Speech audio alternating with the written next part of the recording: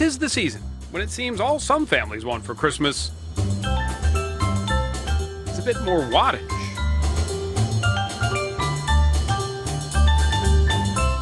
They're the houses that have the extra twinkle to their trees, more deck to their halls.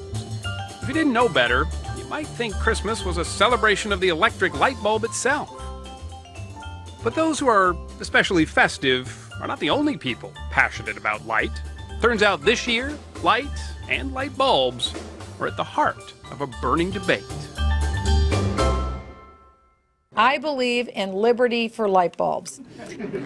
GOP presidential hopeful Michelle Bachmann, along with other conservatives, have been pointing to the incandescent light bulb as a symbol of government meddling. It all stems from a law signed by George W. Bush in 2007, requiring that our most popular light bulbs be at least 25% more energy efficient starting next year.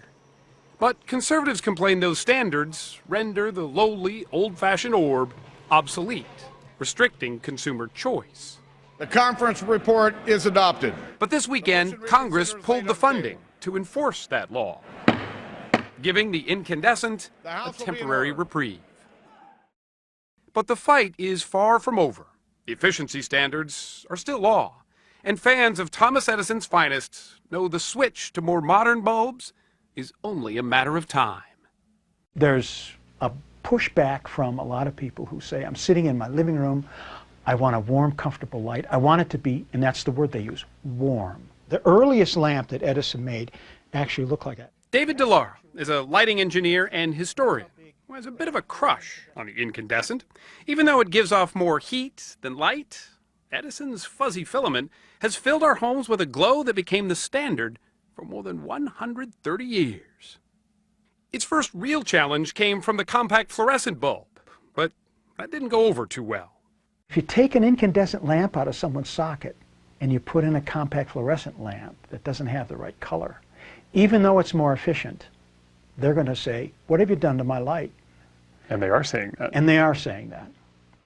In the days Edison was fine-tuning his invention, most of the world was lit by gas, essentially fire. In fact, it was always that way. From campfires to candles to kerosene lamps, the color of flame was the light of our lives. What Edison finally captured in 1879 was that same light in a bottle, or in his case, a vacuum tube. It's very easy to look at a lamp now, probably rightly, as an almost purely technological artifact, made by machine, maybe even assembled by machine. The exact opposite is the case with these early lamps. Virtually every aspect of these devices had to be built by hand. Mark Gruther is the curator of industry at the Henry Ford Museum outside Detroit, where Thomas Edison's lab has been recreated down to the tiniest detail. It wasn't just a bulb, it wasn't just a lamp, it was wiring, conduits, switches, fuses, generators. But of course the lamp is the most visible part of it. It was what most people were interested in. But even after Edison's invention electrified parts of lower Manhattan, the rest of the country didn't have the budget for bulbs. In fact, it wasn't until after 1910, almost 30 years later, that using light bulbs became cheaper than gas. So the gizmo becomes a commodity. Correct. That's happened with every other lighting technology. It's been introduced, it's very expensive, and you simply wait enough and long enough, and the price comes down. Which is where light bulb manufacturers are right now, having to change the public mindset from the $1.99 disposable idea of lighting to the $25 a bulb light that's more like an appliance. You know, you might install a light bulb in your foyer when your kids are born, and that light bulb will still be in there working, no problems, when the kids go off to college. Ed Crawford heads up the North American lighting division at Philips, the world's largest lighting company. This is a compact fluorescent. Now, a lot of people don't like compact fluorescents because... Like the rest of us, he watched that first jump from incandescents to those energy-efficient bulbs with a bit of a cringe. Some of the early compact fluorescent products, they were not ready for prime time. They buzzed, they had lousy color, they made everything kind of grayish, green. Edison's glowing filament gave off nearly every color of the rainbow, especially reds and yellows. And duplicating that isn't easy. What are we in now? What is this? This is white light. This is a warm, balanced light. Philips's Daniel Blitzer says that although we see white light as one color, it is in fact many. So the light changes. And too much of any one is uncomfortable, It goes mostly blue. whether it's blue or vivid green. This is a particularly unhappy color for people. But perhaps the most important is red. Too much of it is, well, Martian. But for humans, not enough red can be disastrous. But if you have no red light, nothing bounces off the red pigments. It only bounces off the blue of your veins, and that looks Awful. eerie, does it not? Yeah. The solution for Philips is a bulb that just won a $10 million prize from the Department of Energy.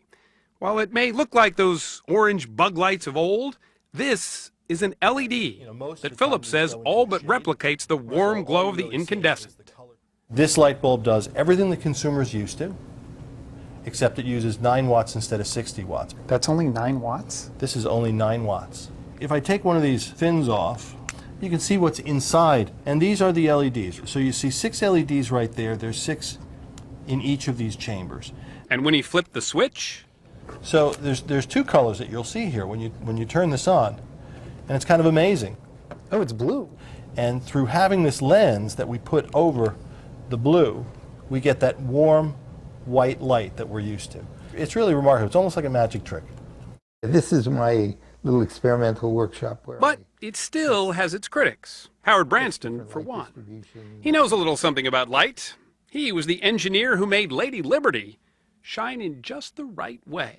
So I threw together all of this stuff. You can see He took us out to his garage, where he set up an experiment. A candle, he says, gives off a nicely rounded curve of light, It is full. There's no gaps. There's no peaks. with a lot of yellows and a lot of reds. There it is. And the old-fashioned 60-watt incandescent is almost identical. You can see all the red that's there. And what about that Philips masterpiece? Much to his surprise, it did pretty well, although Howard isn't ready to switch just yet. Very weak in the red. Because in the incandescent, almost this whole area then would be Filled. red, as opposed to this Yeah, that's right. part that's dropped down. The market for just the right replacement is huge. Some 4.7 billion sockets are in the U.S. alone. Who says you even need a socket anymore? With LEDs, the possibilities are endless. This is a really exciting new thing where we have integrated LED lights behind fabric panels. Like auto shows with cars of the future, there are now lighting exhibits with lamps of the future. But what started it all remains close to our hearts. Edison's incandescent revolutionized our lives. But much like the flickering candle, the incandescent bulb will inevitably succumb to the winds of change. It's the nature of technology, right? It has a lifetime, a start and an end. It's time to end.